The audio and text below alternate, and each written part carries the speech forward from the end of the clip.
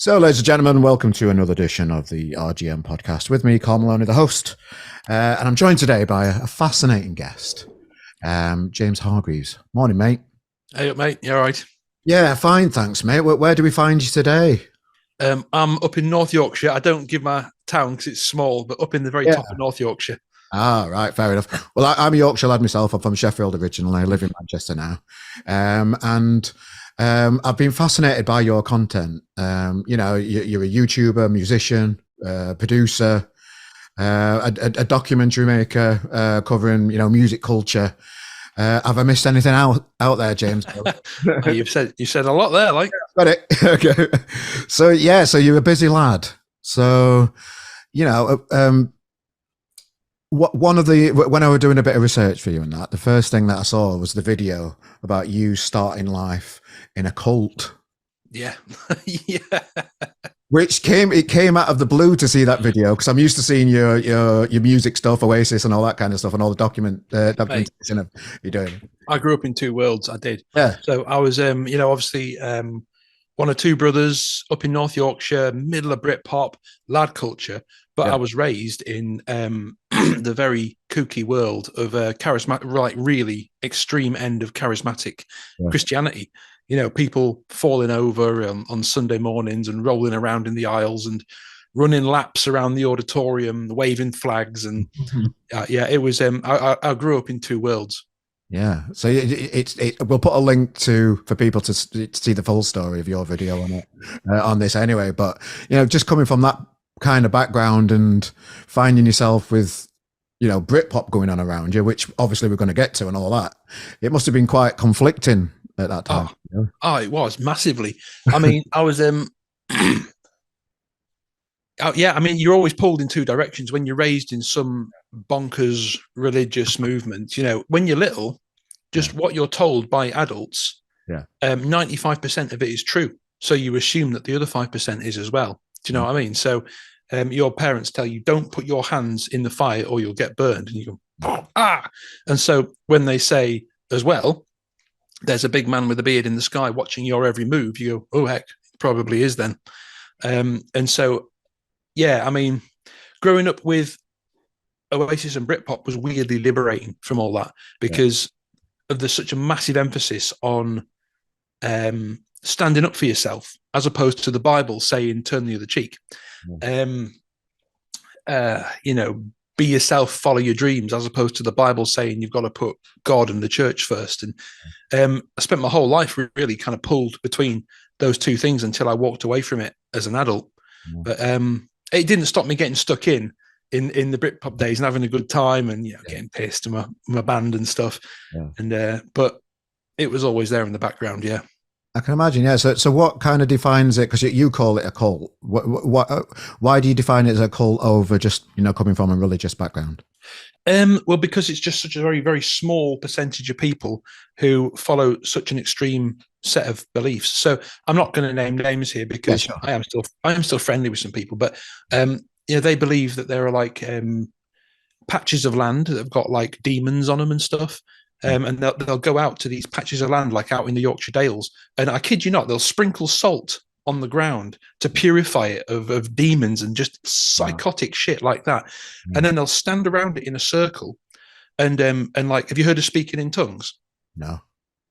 So it's this thing that these guys do where they do. It's on Borat. Borat does it. Where they just blah, blah, blah, blah, blah, blah, blah, and just make up noises and say it's God praying through them. They stand in a circle around these patches of land that have supposedly got demons on them, and they all speak in tongues for hours to purify the ground. It's really wacko shit. It's not your Church of England stuff. Your Church of England stuff where you go in, stand up, sit down, have a wafer of bread and, have a cup of tea and a biscuit afterwards and a bit of a sing-song is fairly harmless. This is not that. This is pushed right to the extreme. These are people who try to hear a voice in their head all the time. They're always trying to listen for a talking voice, the voice of God, in their head all the time. And because I was right in the middle of it, I was, and am related to some of the people who were running it, So I was right in that inner circle, and I knew everything that was going on. It was a cult and remains a cult.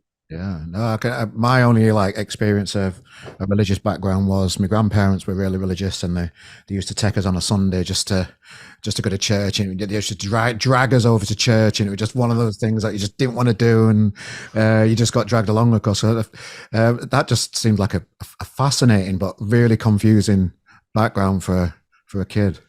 Yeah, it was. Confusing's the word. It really was. Yeah. So how old were you when you kind of like started to push back against that? Right. So a lot of people, the reason people stay in this stuff is you're constantly told the answers are out there in this book or in this resource, or you'd have to ask this person. So when you have questions, you're always told the answers are out there, but you're never given them. So when I got to about 17, I started taking it quite seriously and getting a bit more kind of committed and dedicated and saying, right, if the answers are out there, I want to find them because I've got questions. And the more, I matured and got into a state where I could really just evaluate things for myself. I wasn't being taught stuff by my parents or adults or whatever. I'd come out of college. I was out kind of fending for myself a bit more. I started saying, I've got questions and I need answers. And, as you've probably seen from my channel, I like to research stuff. I like to do a bit of digging. I like to just say, right, what's the answer here? Here's all the resources. Let's find it. And with Christianity, the more I dug into it, the more I dug into it deeper and deeper and deeper, the more I found that there aren't answers. Most of the whole thing relies on no one ever actually following up that whole the answers are out there thing. And at the end of it, I went, right, I now know more than everyone in my church. I now know more than all my pastors and anyone else I know. And I still haven't got the answers to these questions and these kind of doubts I've got, these things that don't add up, these contradictions. So I went, right, I'm going to go and get a degree. I'm going to get the tools for myself and get the answers. Sod, it's in this book. Sod, that preacher has the answer. I'm going to get the tools to find out for myself.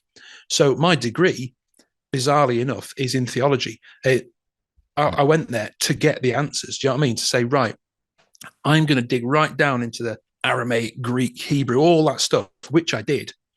And when I got them tools and sort of dug into it to say what really is the answer to these doubts, these questions, these seeming contradictions, why does the Bible say no woman can lead anything because of Adam being created first and Eve being created second? Yeah. I even wrote my dissertation on that verse, on that thing in the Bible, because it just seemed bonkers to me. And yeah, it was there at Bible college when I got to the point of having the tools. I dug down into it and found out it's bollocks. Yeah. I got right down to the foundations where most people don't go, which is why they stay in the faith, because they just assume the answers are out there. I dug right down to the foundations and discovered it was bollocks.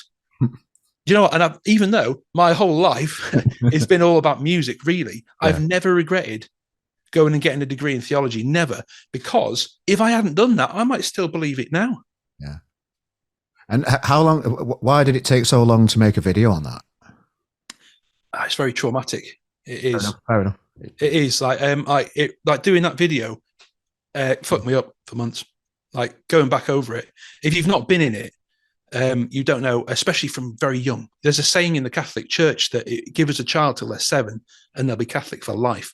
Wow. And there's a certain amount of truth. I wasn't Catholic, but you know what I mean? When you're raised in that, and it goes right in deep, really in deep. And so coming out of it, you lose all your mates. You earn the fury or disapproval of many people very close to you. So no one who I was friends with from that church is still friends with me. Not one. Because I turned my back on religion. And they were my mates for my whole life. So it's a massive bloody trauma. Yeah, I can imagine. So I'm guessing a little bit. So music helped you transition out of that environment then. Is that a fair definitely isn't it? Yeah, definitely. I mean, when I was kind of coming out of it all, I was gigging like 2 or 3 times a week with my then covers band. And so I'd be dealing with all this shit in the week, kind of going, I don't think I believe this anymore. I think, and that means I'm gonna have to leave this, I'm gonna have to leave that. They're gonna hate me. They're never gonna talk to me again. I know, because I've seen it before. Bam, bam, bam. But on the weekends, I'd go out with the band and we'd be playing 3 gigs to full houses, everyone dancing and jumping and bouncing, and you come away with cash in your pocket. And like, do you know what? Nice. I'm not just going out into the wilderness on my own here. Do you know what I mean? It's all right. And I'm still mates with everyone from the band. Yeah. No one from the church, but everyone from the band. So I can just imagine just leaving that environment, moving on. Were you playing music in the old environment?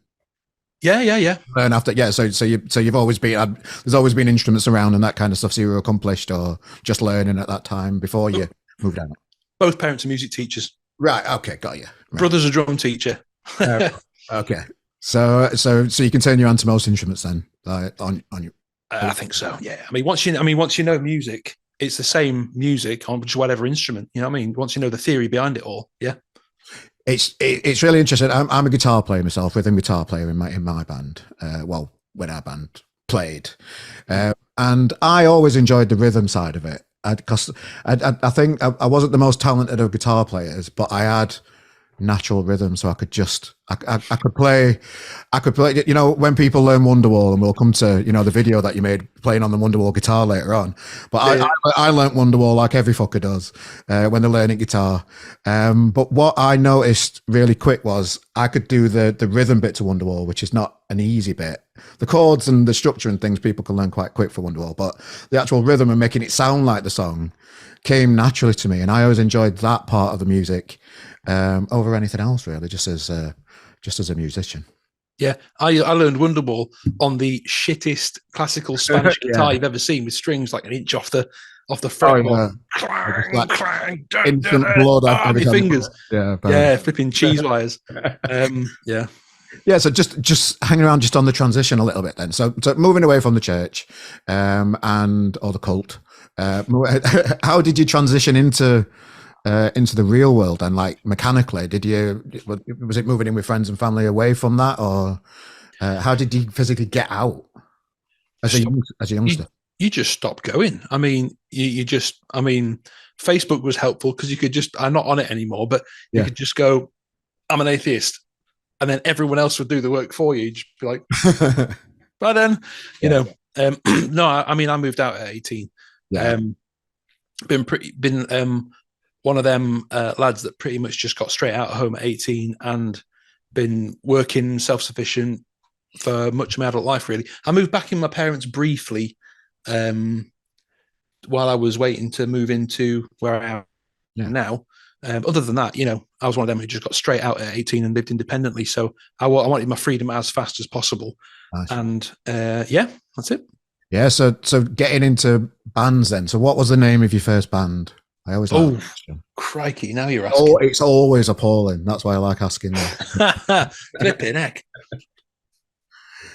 I heard somebody told me once they were called Pocket Fluff. I don't know if that's an older like that, but I wonder if it was Coaster. So the band I was in for most of my like teen years was called Coaster, and we started when we were really young. I think it was Coaster, but I was in a band called Funky Kev and the Egg Hoppers for a bit. Nice. I was in I've not heard of any of those music when I lived in the States. I was in a band, I kid you not, one gig called Groovy Tim and the called Groovy Tim and the Exciting Barracuda Celebration. No joke. So that's a long name. Yeah, I think a certain person in the band may have taken a certain something when coming up with it. Well, like you mentioned two band names there, and they always had one person's name on it and the something. Being in and around the music industry for quite a long time, I've seen a lot of bands that have names similar to that, where they have one person. It's usually the person with the biggest ego or the songwriter that develops a band around them, and they will still want to be center stage, but have their name on the title still and have a band. Yeah, and they kind of never tend to stay around that long. There's two kind of bands out there. Yeah. There's your Wellers and your Liams and your Noels, and there's your Oasises and your Jams. So you got your bands and your solos. The reason for me, like obviously I've got my solo stuff that I do now. It's just under my name. It's not sort of James Hargreaves and the Biscuit Jugglers or anything, but it's just me. And I took the inspiration from Weller's Stanley Road album, because when you've been in bands since you're a teenager, what you were talking about there is totally true. The egos are murder. And it's always the way, seemingly. If you have a band, say you got a band and you're called, I don't know, anything, you're called, you know, Fender or something. You've got your band and you're called Fender, and you kick someone out because they're being a dick, they're not showing up, they're not helping set up for gigs, they're showing up late for stuff. You kick them out. Everyone goes, oh, well, the band's not the same anymore. The band's over. Whereas you look at what Weller did on Stanley Road. He just brings in whoever he wants all the time. He never loses I hate the word, but the brand of what his band is. And he can bring people in, draft people out. He's got Noel playing on a couple of songs on that album, different drummers, different bass players, and he's the one consistent. But you never get that shock factor of, oh, well, Pete Best's left the Beatles. It's not the Beatles anymore. Do you know what I mean? There's something great when you get a band that's a unit that really, really, really works.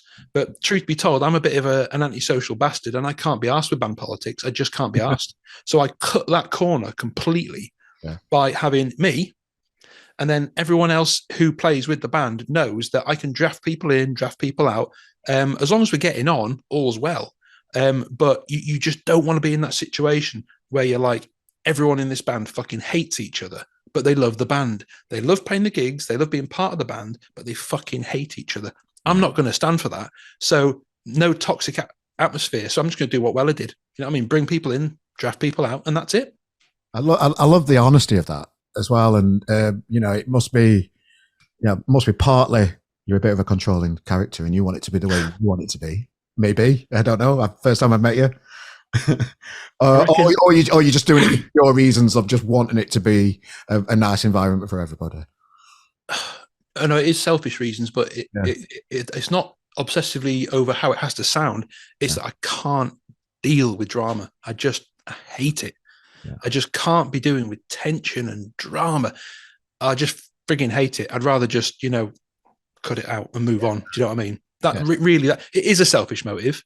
But I mean, musically, the music's always better when you got loads of people when you got a band, when you got everyone contributing their own unique thing that you never could have come up with.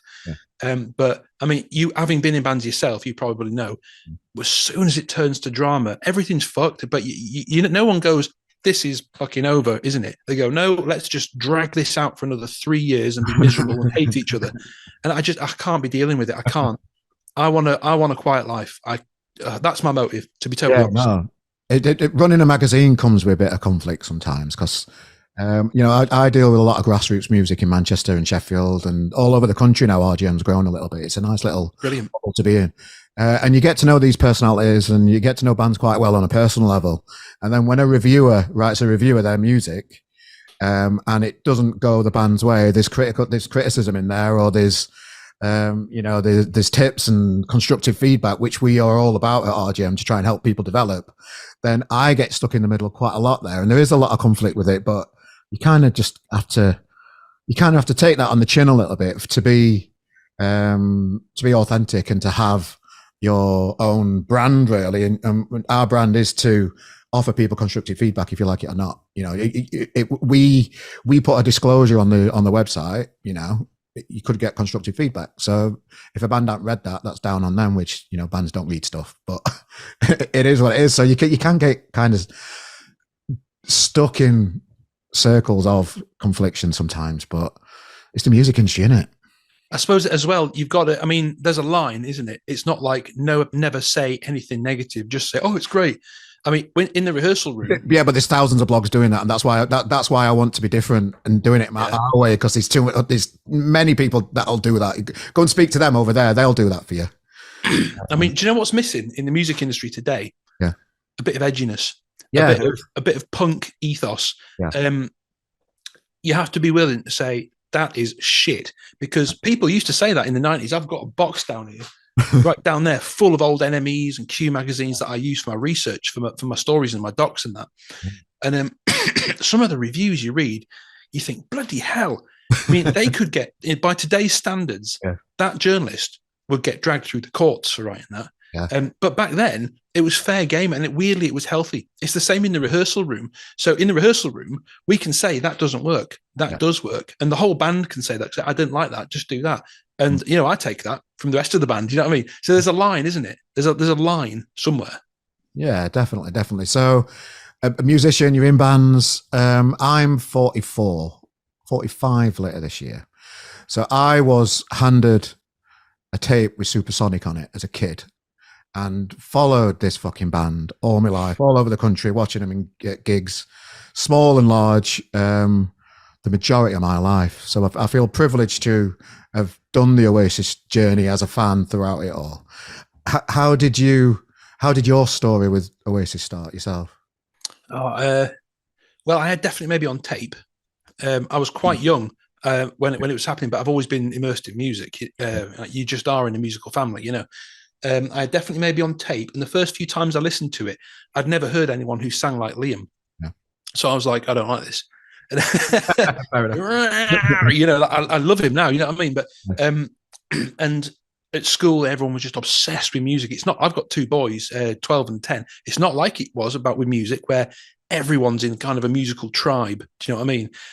And yeah, we would listen to is it Atlantic 252 long wave? Yeah. Old radio station. We listened to that all the time. And they went through a phase of they must have played whatever by Oasis like every 20 minutes on the trot or something like that. And I remember putting it on, it's on again. Oh! And I was getting frustrated with it. Okay. And then we were on a long car journey, and I put Definitely Maybe in because there was nothing else in the car. We'd left everything else, all the old tapes. Okay. And I'm listening to it, and it started to grow on me a bit. I was just young, but this is all right, actually. And then really, it was when Morning Glory came out, if I'm honest. I was always listening to Oasis in the run-up to that, but I became hardcore with Morning Glory. I've told this story a few times, but my best mate at the time lived just 4 doors down.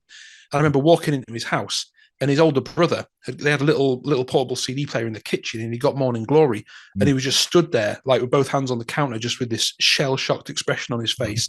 And he turned around to me and went, "Have you heard Don't Look Back in..." I just walked in the back door, and he didn't say hello. Just, "Have you heard Don't Look Back in Anger?" No. He put it on and pressed play, and I was like, holy crap, Liam's voice has improved. Obviously it's Noel, but yeah, that was really it. Morning Glory for me, because I was born in 83. Right. So I was only 11 when Definitely Maybe came out. So, you know, I was aware of them, but really came on board with Morning Glory, and then backtracked everything. I never got to see him live though, because we were just no money, man. We had no money. Yeah, fair enough. Yeah. I went to school in charity shop clothes and shoes that were bought several sizes too big, so that they wouldn't have to keep buying them as I grew into them. You know what I mean? Yeah. Looking like a penguin. Well, I was on my beginning of my musical journey. My favorite band at the time was the Wonder Stuff. You know, just looking back on like how I got into the band, and yeah, somebody passed me a tape with Supersonic, and I'm like, what the fuck is this? You know, when there's nothing better than that feeling when you get handed something and it changes you somehow. And you know that your future of music's changed. You don't know how yet. You don't know how it's going to change your life forever. And it did for me. Fucking grew the haircut and went through all that journey and did everything. Missed the gig. They were on at Leadmill in Sheffield. I missed that one. But then they did the first ever arena gig in Sheffield in 94, I think, or 96. I can't remember. 95 it was. It's Sheffield Arena. 95. Yeah, Sheffield Arena. Managed to get a ticket for that. And I can remember going past on the tram in Sheffield and seeing Oasis playing football on the back of the arena bit on it, and just thinking, fucking hell. That's great. That's quite, yeah, just, you know, that's my first memory of seeing the Gallaghers before they were on stage, just play kicking football on back at arena, because the tram was quite close behind where they load in for the stage and stuff, behind the back of the arena, the thing there. And yeah, just changed my life. Pulp were on as well, which is, as a Sheffield lad, were just amazing. So I'd see them in the flesh as well, and start this journey into admiring the Gallagher's humour, the music, the relationship between each other. And it's just great to see your the videos that you're making of the lads now, because I'm seeing the band from a different lens as a fan. I went to all the gigs and that kind of stuff as a fan, got piss thrown on me at gigs and all that kind of stuff many a times. Got into some real troubles, you know, getting lost in Finsbury Park and that kind of stuff, and just fucking having a nightmare, just getting, you know, waking up not knowing where I am, and all these kind of adventures that you have as a young kid when you're supporting a band. But your videos of Oasis are really great, because I'm seeing another version of the band that I never saw throughout my career. So just on a personal view, thanks for doing that. What made you start doing what you do, making these videos? Well, you're very welcome. I mean, well, I had a video go viral, to be honest with you. I did one video a couple of years back. I was trying to build up my YouTubing. I'm aware you've got to do at least one quality upload a week to stay on the good side of the algorithm. So it was a guitar teaching channel at first. So I did stuff on Hendrix. A lot of those old guitar teaching videos I've taken down now. But I did this video on the mystery chord from Don't Look Back in Anger, the Take That Look from Off Your Face chord, because there's so many different versions of it. The original Oasis songbook in the 90s, which I had, was completely wrong. And everyone thinks it's E and it's not. So I did this little detective thing of tracking down video of Noel, which was pretty, it's pretty recent. A lot of that stuff's come to light. There's so many Oasis kind of documentarians, so it's awesome being able to just go, he's posted that, fantastic. And then you can track it all down and piece it all together. I feel like there's this fantastic Oasis community trying to preserve all the history. And so I did that video and it got 500,000 hits. Like I had 300 subscribers at that point, put it out and it just went bang.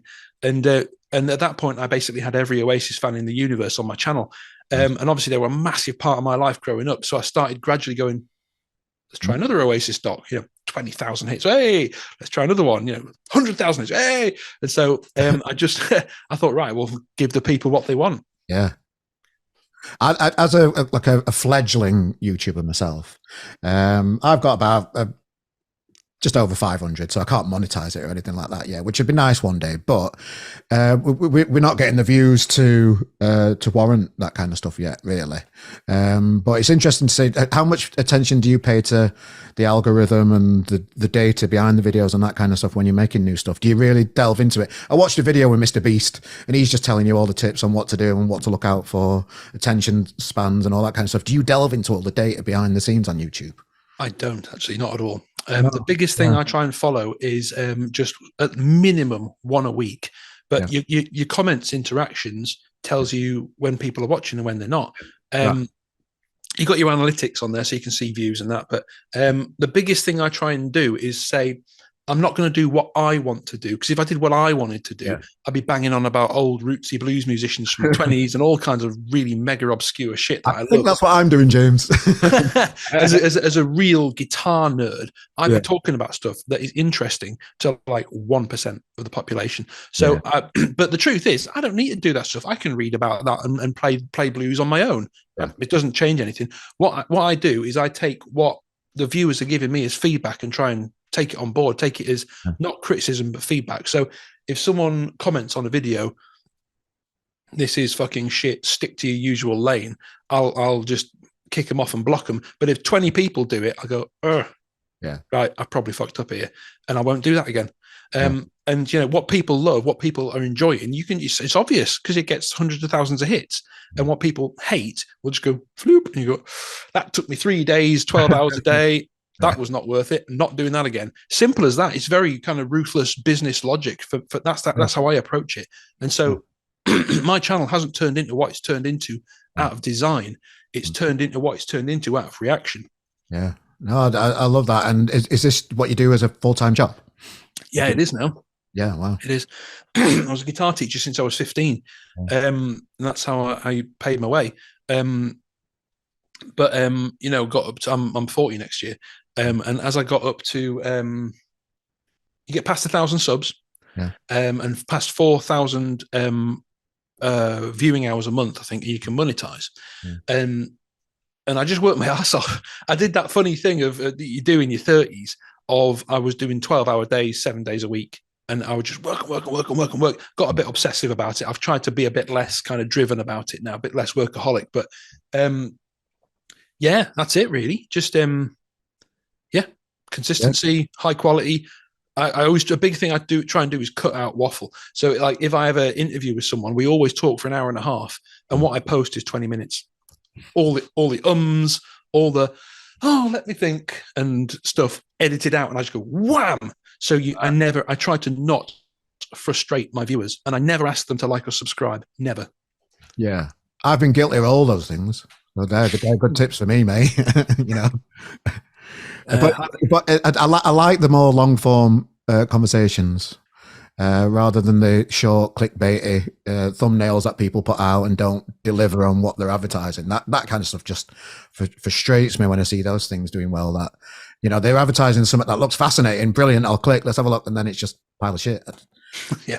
I mean, I think people expect it on a pod. Do you know what I mean? Yeah. On a pod, they expect to be able to flip it on while they're going to sleep and listen to a proper conversation. Are you a pod, or you are? Yeah. Well, fair play. Yeah. But yeah, so like biggest thing I noticed is my shitty attention span on YouTube. So I go on to something that looks really interesting, and they take a bit too long to get to the point, or they endorse some video game for 5 minutes first, or I go, after 10 seconds, fuck this, different video, bang. And so I look at it and I go, well, if that's the way I, as a YouTuber who make my money from this, if that's how I react, I can't be doing that. Well, you've made some amazing videos. I was watching your return of Oasis video with James C from the Oasis podcast earlier on today. Sorry about the banging if you can hear it. So my next door neighbour's having a new roof. Can you hear it? No, I can't hear it. If you can hear it, sorry, people watching. But yeah, I really enjoyed that video and how you analysed, could it happen for those lads getting together? It must be that you mentioned the network of Oasis fans out there. You know, how has that developed? You know, since the band have split up and not been around for, you know, many years now. Well, there's like sort of Oasis fans are nice. Do you know what I mean? There's some bands out there, not naming any names, Stone Roses, who their fans can be quite confrontational and unpleasant. Yeah. Oasis fans are just really nice. Yeah. And so you got all these little independent things that have sprung up. So first you had the Live Forever pro boards online, you know, the forums. I think the next really significant thing was James and the Oasis pod. Then you had Kyle and the Oasis collectors group. You have all these different things, and everyone just connects and is mates. There's no, like, you know, competition or bad blood or, you know, fuck you. I think probably the most important central piece was the Live Forever boards and the Oasis podcast. They were the really big ones, but just because everyone gets on, there's these new things springing up all the time, and everyone tends to connect with each other and not fight, which is ironic for Oasis, isn't it? Yeah. Well, one thing I wanted to ask you about another video that you did as well, when you went to you went to the studio where they recorded Wonderwall, and you played you played Don't Look Back in Anger on all the same instruments and the same kit as what the band did, and you performed it in the same place. Yeah. Getting pissed on the Wonderwall wall outside and all that kind of stuff. That video was not just impressive with its content, and, you know, just amazing to just see the mechanics of what could have happened at that time, but just how do you manage that kind of project? You know what I mean? It looked like it was a lot of work. I really enjoyed watching it as a fan. How do you plan ahead for, you know, projects like that? How do you put that kind of stuff together? Well, that one, I mean, the biggest thing, it's the same as putting a band together. The biggest thing is bring people in who are all going to get on. Don't bring in knobheads. Don't bring in people who are going to cause trouble, cause fights. Bring in people who are chilled, who all get on. So the thing about Rockfield is it's residential. So if you book the coach house, you get 14 beds. Yeah. So what I did was I asked everyone to chip in a very, very low amount towards the cost of their rooms. Yeah. So look, we're going down. Lisa let us come a night early. She let us show up and have the night before because no one was in. So we got how long were we down there for? I think it was just one day that time. So we went down the night before. We got to stay at Rockfield in the residential rooms for free for the first night. Everyone else chipped in something towards their rooms, and I filled every bed. And so you get every bed in a residential filled. You get everyone to chip in, and your overall cost is low, or lower than it would be if you didn't. Yeah. Nick, who obviously owned the guitar and was there to help mix Morning Glory and Be Here Now, I'd interviewed him and we got on really well. Nice. And so I said, mate, are you up for this? It took a bit of planning, but really most of it was just a big smash out. It was brilliant. We had a big old flipping drink and a knees up and played guitars, and all I needed was people to learn their parts ahead of time, which they all did. And I needed to get the tracks, which I could then take home and mix at home because I'm a mixer and a producer. I could do that here. So really, like Nick was used to doing 12-hour shifts. We probably did 7 hours. That was it. Nice. So it was really chilled out. Everyone had a good crack. And a few people had too much of a good crack and were not recovered even by the time we left. But yeah. I'd have been one of them. One of them. What was it like playing Noel's, the Wonderwall guitar? It was amazing. Band, just, amazing. Yeah, it was fantastic. Apparently, Nick said it still had the same strings on it. So he has two that he would play for, pretty much he would rotate them at gigs, so he didn't have to sit on stage and tune. So pretty much any live gig where you see him playing one of them, he's probably played them both. You see on Nebworth, you can see someone walks on and switches the guitar for an identical one. He had two. One of them is on show in America somewhere, and Nick's got the other one. But pretty much, so you can say that one probably was played on the Late Show for one of the songs. We don't know which song it was. It was one of the two. It was played Nebworth. It was played. I can't remember them all off the top of the head, man. Loads of places. Yeah. Because where one of them was played, they were both played. So we didn't have someone off stage would tune it. So it was magical. I mean, this is the thing, though. All of that weekend was magical because there's something about Rockfield. I don't know what it is. That you go in that place and you're walking on hallowed ground. Yeah. You got the studio where A Night at the Opera and Bohemian Rhapsody was recorded. And then you got the Morning Glory studio and so many other bands that have been there. And it's the same. Because Kingsley hasn't upgraded anything at all. It's still the same as it was in the 90s, So you literally, it's like going back in time, but it's magical. Every time you leave, I've been there 4 times now, I think. Every time you leave, me and everyone there go, I want to go straight back. And apparently he had that guitar because when Noel and Liam had an argument, his guitar got smashed up when Liam thought it was Noel's, apparently. Is that have I done the story justice there? Abbey Road, yeah. Liam, Noel had said something about Liam in the press, apparently. And so Liam came in while Nick was in the Studio 2 main room setting up the gear for recording. Liam came in, smashed that guitar to matchwood, thinking it was Noel's. And Nick saw it and just went, and just carried on setting up, didn't say anything. I think it was Jason Rhodes or someone came in and went, that isn't Noel's guitar. And and so they were both arguing over Liam was insisting he was going to take Nick down to Denmark Street, buy him a new one, better one. But Nick was obviously a bit upset because that was a present from his mum. It was the same guitar, but it was a gift from his mum. It had a bit of sentimental value. So Noel just waded in and gave him the Wonderwall guitar. And Noel didn't remember it either. Yeah. But it is real. I've seen the COA, Certificate of Authenticity, signed by Noel. It is the guitar. Yeah. Wow. What's your favourite story from the Gallaghers over the years? Little teaser here, but it's going to go out tonight, so this will probably be out before this interview's out, I reckon. Yeah. It's the story of what went down at the Newcastle Riverside in 94. It's just mental. And really, I think that's the only time really that I can think of that the Gallaghers and the Oasis, just general entourage, were overwhelmed by the sheer thuggishness of the audience. Normally, they would just hold everyone in their sway by fuck off, but they went to Newcastle in the 90s. So I'm only an hour from Newcastle. I went there several times when I was young, and it was like it could be like a war zone. It was worse than Glasgow in the 90s. It was just, it's a bit posher now, a bit more, it's moved a bit closer to Durham.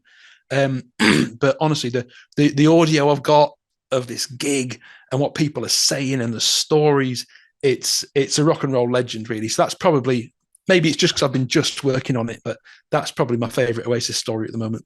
Well, what we'll do is this interview will be coming out after that's out anyway. So I'll put a link to that so people can enjoy that story as well, mate. Nice one. So are they going to get back together, James?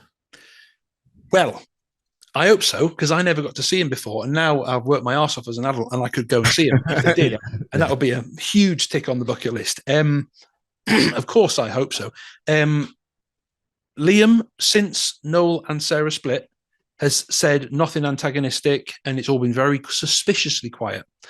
Alan White. So me and James C did that thing where we talked about who would be in the band, and I know that a lot of the PR guys or band members themselves regularly watch the Oasis stuff on my channel, and we talked about the drummers. And the next thing you know, within a few days, Alan White was posting Oasis tracks on his Instagram. He rarely posts. He posted a load of Oasis tracks off Heathen Chemistry, great track this, great track this, great track this. Then he posted Noel's latest single, Easy Now, and posted loads of really complimentary stuff about it. And then he posted this really cryptic Bruce Lee quote, said, "Follow the finger that points to the sun," and all this stuff. Like, what the fuck are you talking about? But well, he knows what he's doing there, doesn't he? He's kicking the wasp's nest, isn't he? A little bit, yeah. and so I just, loads of people were like WhatsApping me. There's a lad in Australia. Have you seen this? And I was like, yeah. And then he took them all down except the Bruce Lee quote shortly afterwards. But that's an interesting. What message is he trying to send there by posting loads of tracks off Heathen Chemistry? He's been silent for ages about any Oasis stuff. Then all of a sudden, this stuff's happening. Everyone's saying, really, for it to be Oasis, it would be best if we had Alan White on the drums. But I don't know. I don't know what to think about what Whitey just did. I don't know. I would love it. All I can say is I love it. I had Paul Gallagher on the podcast about a year ago, and he seems he's just. It's such a gentleman, that boy. He's such, he's so much love for both brothers, and he's stuck in the middle in many ways with it all. He said never say never. I've interviewed Alan McGee. He doesn't think it'll happen, but that was a year ago. Things have changed in the last year. It feels like the relationship's got better. It feels like Noel's not saying no to it. He's saying never say never, kind of thing. So it feels like it could happen. It feels like Noel's just announced his new album. Liam's having a break after hammering it for the last few years. So maybe in a year or two, when Noel's toured his album, Liam's had a rest. Maybe that could feel like an appropriate kind of time for it to happen. James, what do you think? I think it's possible. So Liam's got this year out. They've both seemingly got nothing booked after the year out. Yeah. Obviously, it'd be quite early anyway to have that stuff booked. They might have been in talks, but I mean, there is a little bit of a sense that it's now or never. Yeah. There's a little bit of that sense. I mean, Noel said, maybe in 10 years, but they ain't doing it when they're 65, I don't think. I mean, it's not like they haven't burnt the candle twice as bright both ends for half their lives. So, like I said in the chat with James C, I mean, this is the first time since the split that I've looked at it and gone, that could actually happen this time. Yeah. So, I mean, I don't think that they're going to want to do some mental huge world tour. I reckon what they would do is they would do something daft, like they do like 5 nights at Nebworth and that's it.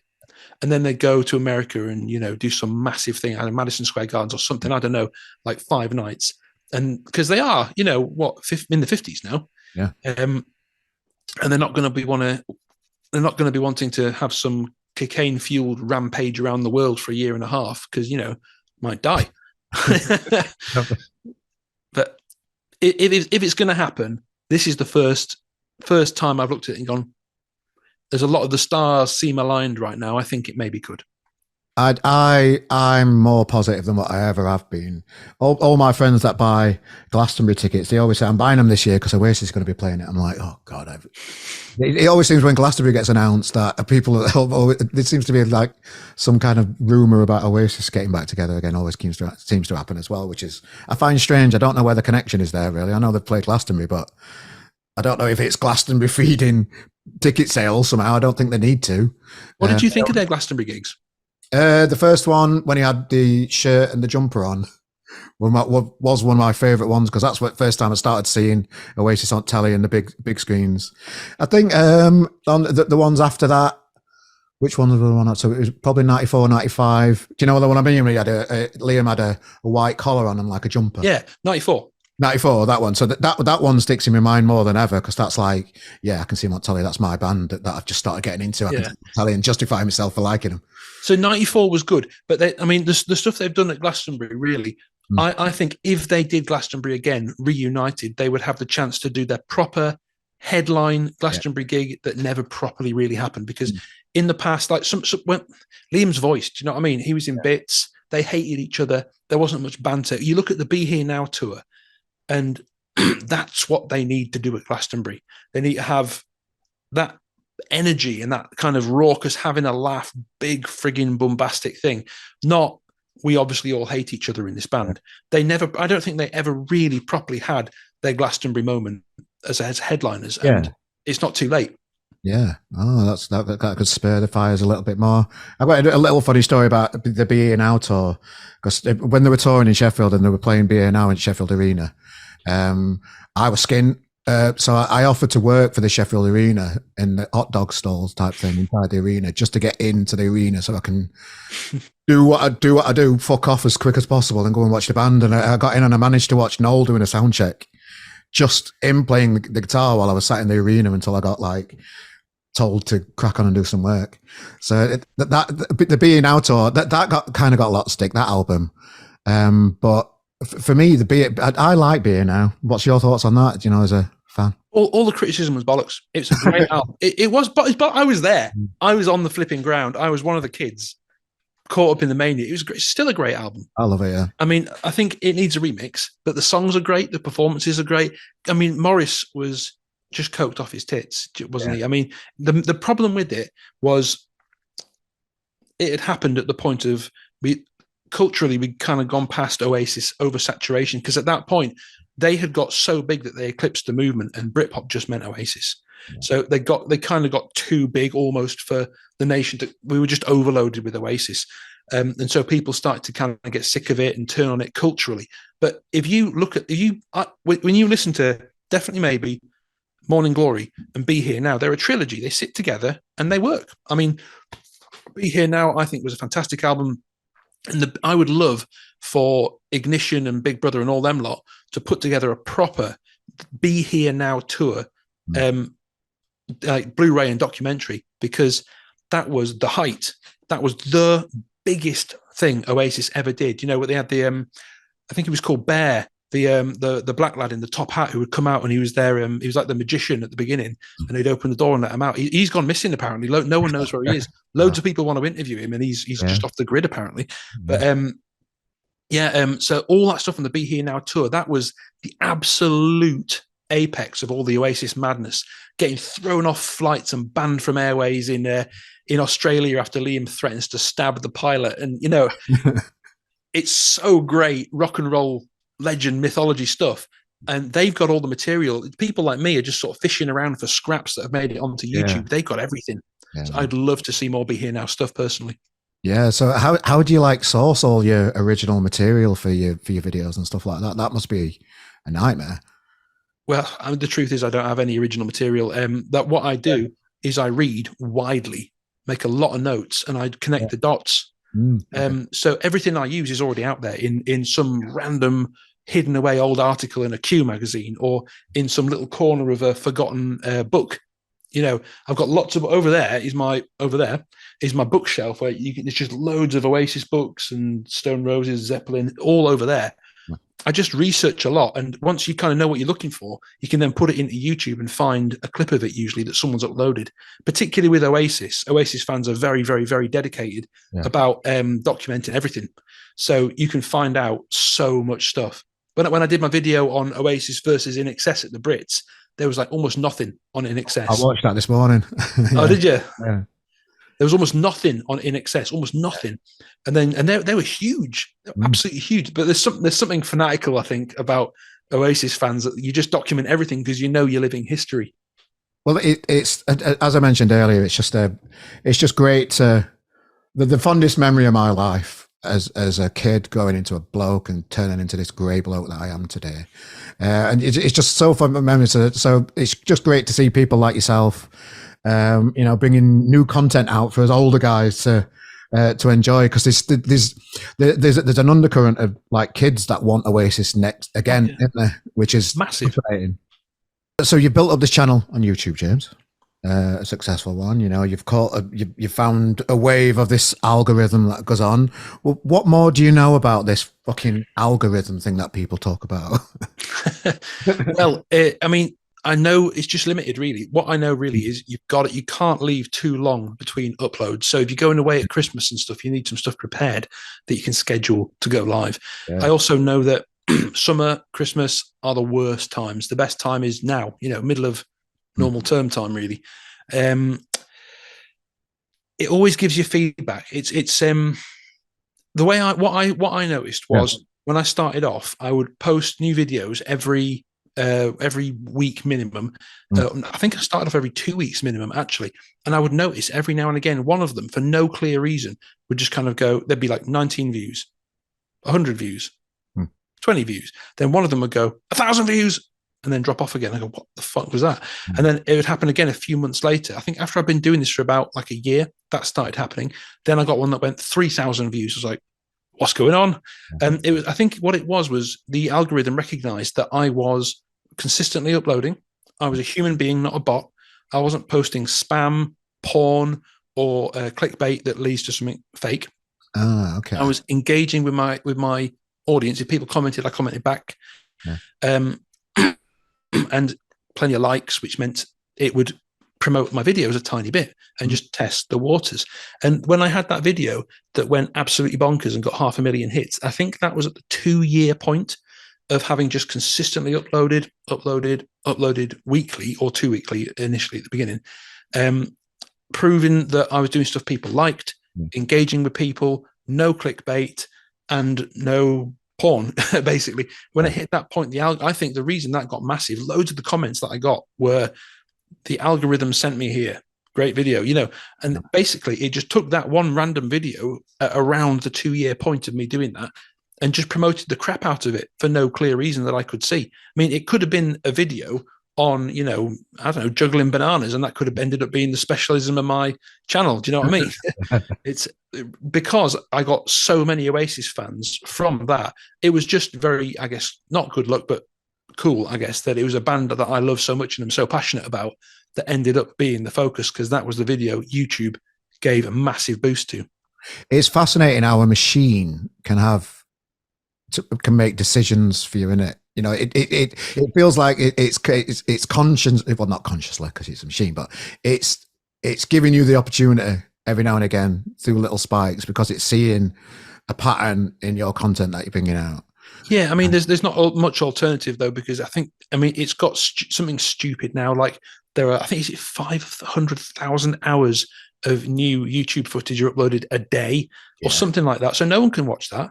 Yeah. I mean, you need to employ, some just insane amount of people to a completely unfeasible amount of people to check that stuff through. So it has to be done that way. It's just got so massive, Well, it's have you checked out Chat GPT yet?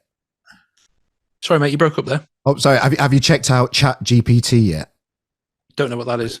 It's the new AI thing that people are using at the minute. So so instead of having like a Google search, it's a website that you log into, and it's AI. It's the first thing of AI that's entered the world that people are talking about online at the minute, and it's great. And there's a big thing in the magazine industry and music industry around potentially these AI machines can write content about music and that kind of stuff, where obviously the magazines are pushing away from that. They don't want to be part of that because it's not credible for a machine to write your stuff when we need humans to tell real stories. I've been having a play with it, and one thing I found fascinating is it gives you where you'd search for something on Google. I don't know, search for help me with my SEO on my website or something, or help me understand analytics on YouTube better. Instead of just sending you loads of websites that want paying for their service to tell you that information, it'll tell you that information. And it's really clean. There's no adverts and that kind of stuff. And you can chat back to it about stuff. So how do you feel? Where do you see us moving forward in regards to technology and engaging with people moving forward with YouTube and beyond? I honestly, I think AI is going to be exactly the same as what e-readers and digital music have become. They're an option, but they're not really what people like. So like people, Kindle and e-readers and that, no one likes them quite as much now. They've had a big spike in popularity when they were fashionable, but no one really likes them now because they just want a real book. Human beings are analog. We're always going to go, ooh, exciting fad, and then go back. I mean, the surge in vinyl. Do you know what I mean? I've got a record player right there, and for reasons I can't fully define, I far prefer listening to an album on vinyl. It's illogical almost, but it's because it's analog, it's real world, than I do listening to it on Spotify. And then books, I prefer having a physical book. I prefer having the Blu-ray of a movie I don't prefer streaming. I prefer having the Blu-ray, owning it. And look at Meta. Is that because we're going to bring Meta up? You know, the goggles and stuff. I just can't see that. Look at how Meta just utterly flopped when they tried to predict the future. Everyone's going to go virtual. Fuck off. No, they're not. I want to get up in the morning, cook my breakfast, go for a walk in the forest out there, come back, play my real guitar. If I have to work at a screen for a bit, fair play. But I live in the analog world. I'm not interested in all that digital shit. I think it's wank. I think I do. It's fucking bullshit. I like that. It's bullshit. It's not gonna. It's like, do you remember when they brought out 3D TVs for like the 900th time, and everyone just went fuck off? I had one, and I watched football on it, and it were all right, but then just not bothered. Can't be bothered. I mean, if they can make improvements to the analog world, everyone will go, hey, and that'll stick. Yeah. Everyone trying to say, you know, come into the future, AI, virtual. Human beings aren't evolved for that. It goes against something in us. And like, I never watch 3D films ever. I don't like them. I don't watch them at the cinema. Yeah. I don't want to read ebooks. I don't really want to listen to streaming music, although I'm kind of forced because some of it's only there. I want an analog life with analog shit, and AI can fuck off. Have you ever been to pictures when they have like, it's almost as in you're in a crap ride where they move you about and spray water on you and shit? No, people have raved about that to me, and I've never, there's no way I'm doing that shit. Like, it just seems like bollocks. Now, the real world's out there. Do you know what I mean? It's I like going to the pub with friends and going to quiz nights and playing cards and going out for a meal. I don't want to sit looking at a screen. Yeah. You know, I'm all. I think there's a move now, especially amongst adults 30 and up, away from that stuff. I think there's a move to say, sod this. I mean, there's some hipster knobheads in London who are getting milk delivered by a milkman again because they want to go back to an analog real world life and not everything being digital. I wouldn't have an Alexa in my house for all the money in the world. You know, none of that stuff. You don't need it. It's just silly, daft accoutrements. I'm in the real world. No, I like that, but playing devil's advocate a little bit, is that because we're a little bit older? Maybe.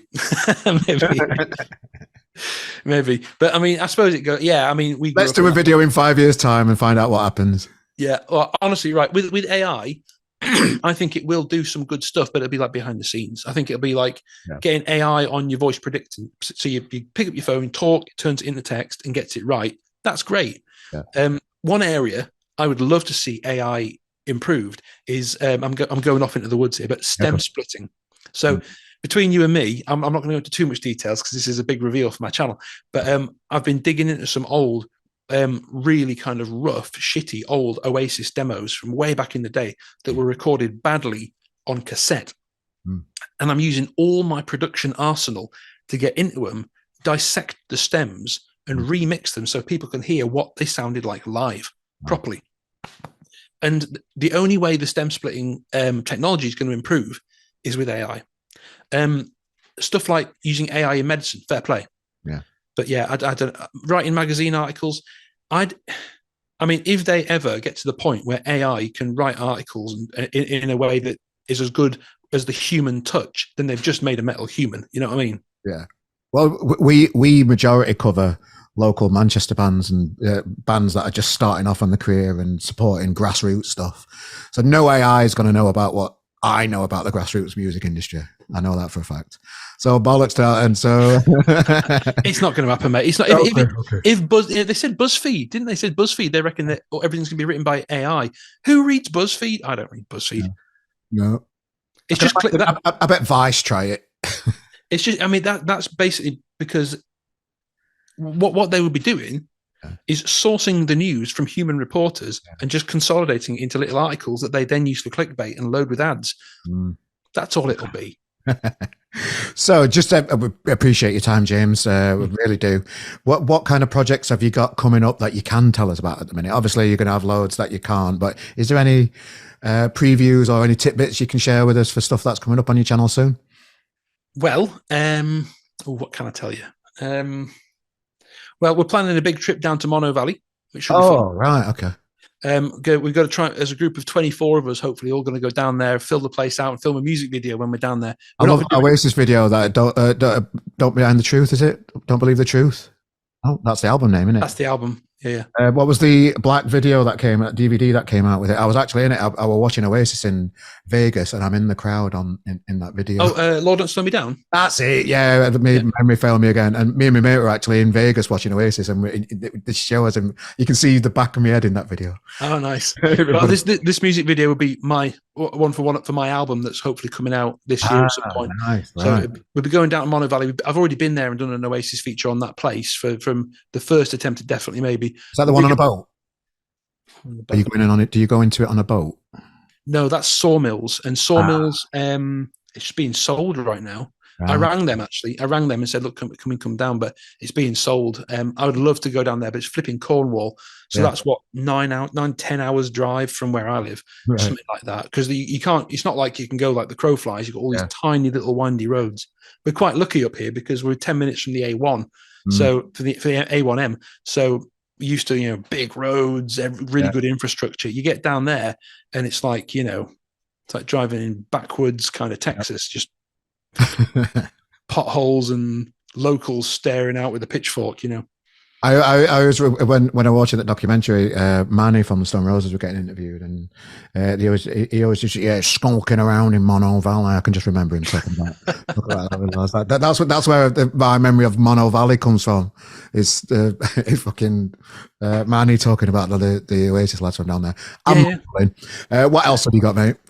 So we've got the Mono Valley trip that's just in planning right now. We've got I've got this big video that's coming out. I really hope tonight. I'm going to finish my interview with you, have some food, and then try and finish it. Which is 10 times Oasis insulted or threatened their audiences. Nice.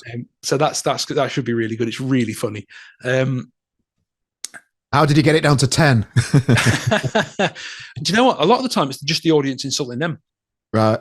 And they just kind of take it on the chin. Because they got that reputation of being bad lads. A load of lads would show up and try and goad them into doing something, but they were actually quite. So when you look at it, they're surprisingly restrained. We've got that. The one thing I have got on the go is, again, I can't name names, but some completely never before heard Oasis stuff that an unnamed person may be sending to me to fully mix and produce and get mastered just for free release for the fans. So James, really appreciate you, as I've mentioned a couple of times in this video, really appreciate what you're doing. It's given me another lens into the world of what happened in Oasis. As a fan all my life, I'm very much appreciate it and enjoy your content, mate. Is there a message you like to leave the fans of your channel, or from the people that might be introduce you to for the first time today? Is there a message that you'd like to leave to them? Fuck off. No. Thanks. No, keep commenting, keep watching. Let me know in the comments of my channel what you want, because I do read them. I get a lot now, so I can't reply to most of them. But let me know what you want more of, and I'll try and do it. James Hargreaves, thanks for your time, mate. Really appreciate it. Thank you.